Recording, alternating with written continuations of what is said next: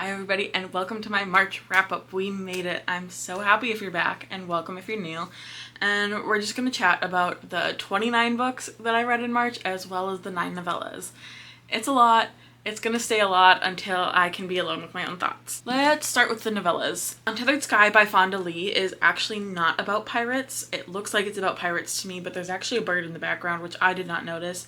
This is about a rock rider, and she basically fights with the bird. It's a very tragic short story, and I liked it a lot. It doesn't have anything to do with Greenbone Saga, but that didn't really affect my enjoyment at all, and I ended up giving this 4 stars. Dengue Boy by Michael Nieva is about a mosquito that is like the size of a human that kind of goes on a rampage. It's humanoid, it can talk to humans, and it also carries the dengue virus. This was very weird. The author definitely did something unique.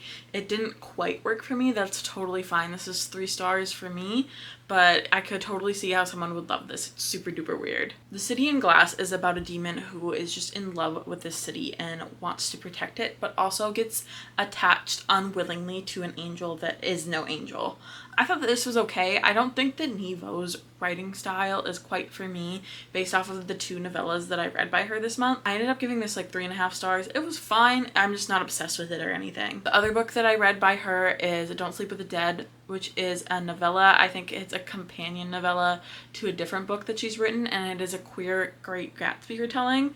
I really like this concept, and I thought that the novella was pretty solid, but it's super short, so it was like kind of hard for me to get invested. I don't know if my experience might have been different. I read the novel that this novella is a companion to, but I don't know that I am running out to go do that, so this probably stands. I thought it was fine. Swallowed by Meg Smitherman is like a horror, sci-fi, fantasy, romance situation. I think Meg Smitherman does such an excellent job bending all of these genres. I read Thrum by her last year and really loved it. This was also super solid. This was super weird, and it's about an astronaut who goes on this space mission to a planet that her mother had gone to years before, and something very tragic happened and her mother was the only one that came back, and now that she's here, she's experiencing kind of these same things. I thought that this was super cool. I think that Meg Smitherman does a super good job of writing something that is short that you still get super invested in. The world building is there. I really liked it. And then we have Rose House by Arcady Martin, which is technically a re-release, but now it's like available to buy for the general public. And this is about in a house that is controlled by AI. Its owner has passed and only one person can get into it, so it's very odd that a dead body has been found in there.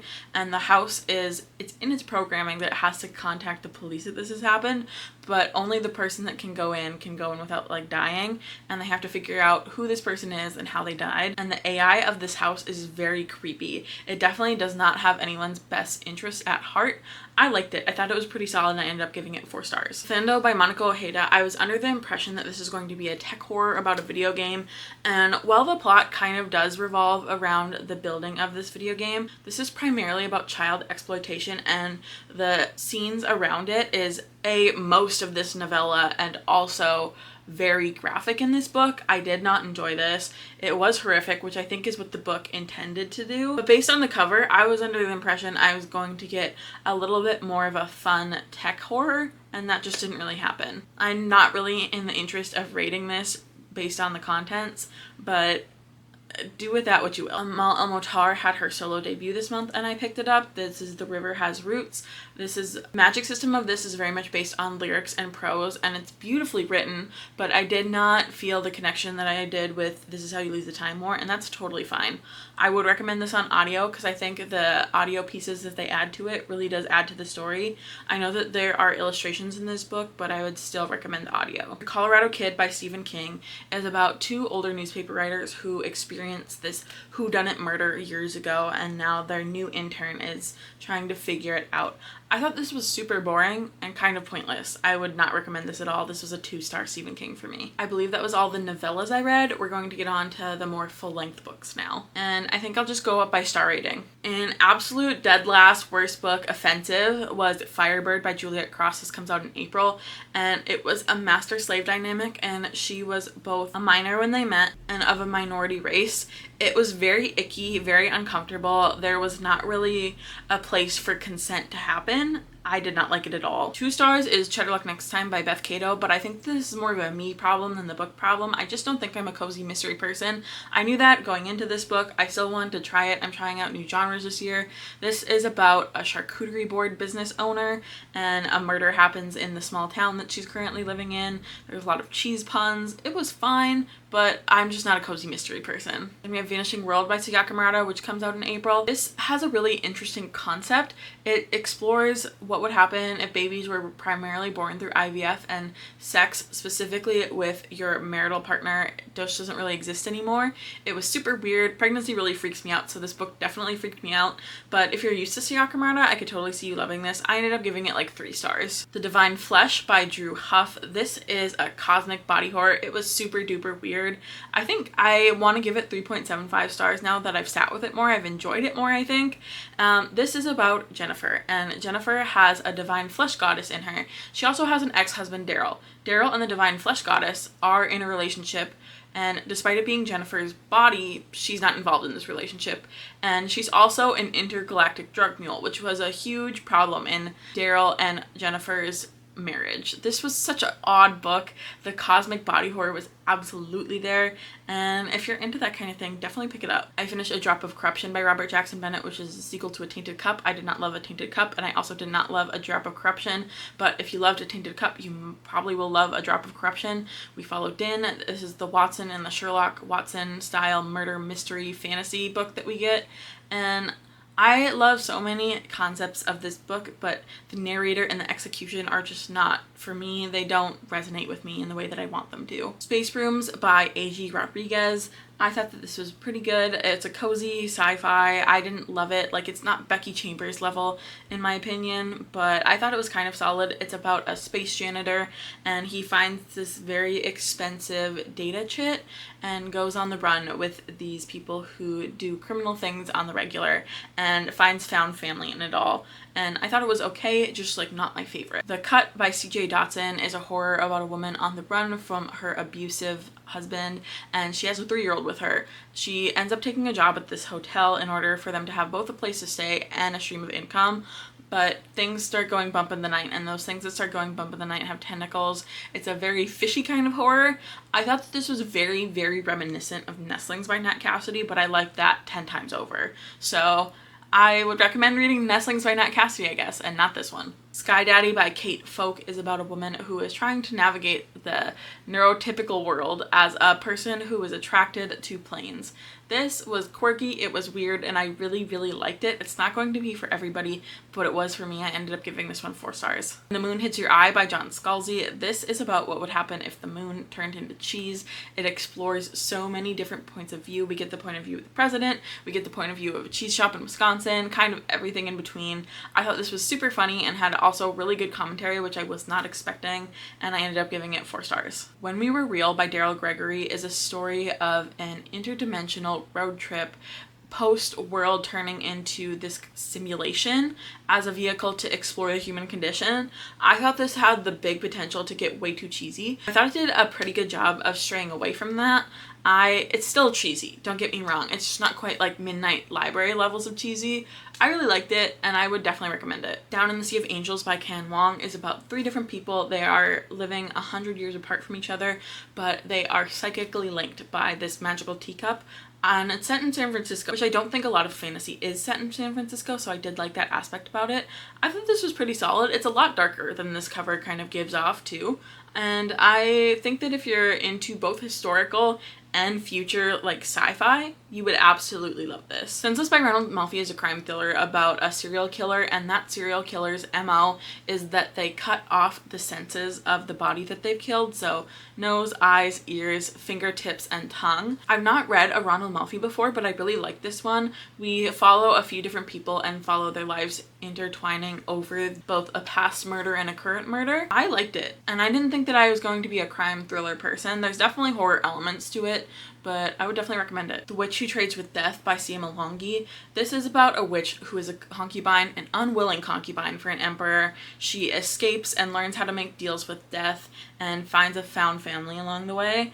I thought this book did a pretty decent job of acknowledging the main character's trauma and not immediately thrusting her into a romance, especially a physical romance, despite this being a romantasy. I think a lot of books now don't acknowledge the trauma and they go directly from being in a traumatic situation into having physical relations, and I just don't think that's realistic at all. Obviously it's fiction, but I think that I enjoyed that aspect of this book. I liked Evocation by S.C. Gibson a lot more than I thought I was going to. We're exploring a married couple as well as the man's ex-boyfriend, and they kind of develop this throuple as well as dealing with the ex-boyfriend's haunting possession. It's occult, it's witchy, and I think it has a very adult discussions of what it means to start a polyamorous relationship, particularly with both past trauma between two people as well as a current relationship. I thought the conversations were excellent. Grace of Kings by Ken Liu. I think that this is a very confusing political fantasy, but I loved it. I started it on audio and I should not have. I think that's what really led to my confusion. But once I was in it, I was in it. I really like these characters. They do kind of make you feel like you are yelling at a puppy that is shitting on the ground though, and there's just nothing you can do about it because, well, in the real world it's a puppy, but in the story it's a story and you have no control over the characters. I think in a lot of westernized, like old man fantasy, characters are very black and white, good and evil, but not in this book at all. They're all very kind of morally gray. Some are trying to do good and some don't care about doing good, but I love this. You're definitely rooting for people, you're rolling your eyes at other people, and I can't wait to continue this series. This is the first book in the Dandelion Dynasty, and I believe that it's a finished quartet. I also read The Babysitter Lives, which is, I think, only exists on audio right now by Stephen Graham Jones, but it is going to get republished along with another novella of his, and it's going to be like a flip book situation. It's really cool looking. I am excited to have it in my Stephen Graham Jones collection. I'm trying to collect his books as best as I can. Some of them are out of print, but I really like this one, and I have 2 more Stephen Graham Jones to talk about that I read this month. One was Mongrels, which is his take on werewolves. It's about a boy who is growing up with all of these people in his family that are werewolves, but he hasn't manifest his werewolfness yet. I thought it was a super unique take, and Stephen Graham Jones is continually proving that even though we have these tropes that are set in standard, we know how they work, like werewolves or vampires, you can always do something new with him, and I think he does such a great job with that. Speaking of doing new things with very established subgenres, we have a vampire book by Stephen Graham Jones, and that's The Buffalo Hunter Hunter. It just came out and I love this. This is my second favorite Stephen Graham Jones right after I Was a Teenage Slasher, but this is a bit of an epistolary novel. We're following journal entries of a priest in the 1800s that is learning the story of this indigenous man that became a vampire. But present day is about a woman who is trying to write a book from her great-great-great-great-grandfather's journal. And this was his bleakest and goriest yet from what I've read. I love this. I think that it is super solid. And I'm hoping that it wins some kind of horror awards, especially the Goodreads awards. I'm tired of Stephen King winning. Okay, we're on to the 4.5 and up rating, Buffalo Hunter Hunter included. We just have a few more books to talk about. We can do it. First, we have The Dream Hotel by Layla Lalami, and if you like things like Chain Gang All-Stars or The Memory Police, I think that you would also really like this. This is about a woman who has this like neural link device, and because her dreams are being monitored, there is like a dream agency that tracks all of these things, and based on data and statistics, they think that she's at risk for harming her husband, even though she has not done anything yet. So she gets put in this dream hotel. Her initial stay is supposed to be only 21 days, but she ends up staying much longer than that, and the conditions that she has in this dream hotel are very awful. And it's a commentary on the prison system, absolutely, and also on the digital age of data monitoring. And it stressed me out for sure. If you like Black Mirror, you would also like this one too. Okay, the rest of these are published in April. I'm so sorry, but just know that I loved all of them. Julie Janet is Dead by Leanne Zhang reminded me of the book Airhead by Meg Cabot. That's such a deep cut. That's like a middle grade / YA book. And also, if you like Guillotine or Bunny, I think you would also like this book. This is about Julie Chan and her twin sister. They were separated at birth, but her twin sister has become this very A-list influencer. But then Julie finds her dead in her apartment and just kind of steps into her life and takes it over as this like glamorous influencer. I thought it got super weird at the end. I loved the turn that it took, and I really liked it. Gifted and Talented by Olivia Blake was my only 5-star of March. I loved this book. It was kind of like Knives Out, but instead of the perspective that we're following in Knives Out, we're following from the family, specifically the 3 rich children. I just love this. I don't know what it was. I've not read another Olivia Blake book, but I think it was her quirky writing style that really got me.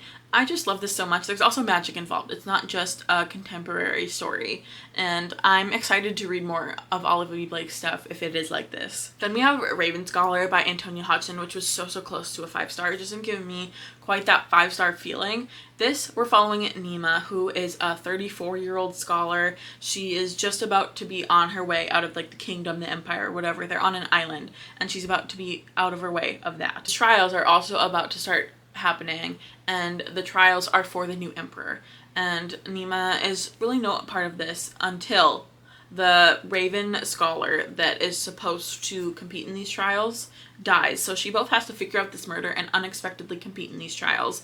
And there are 8 people in these trials. They're each from a different house, each with a different animal, and they kind of have personality traits of this animal.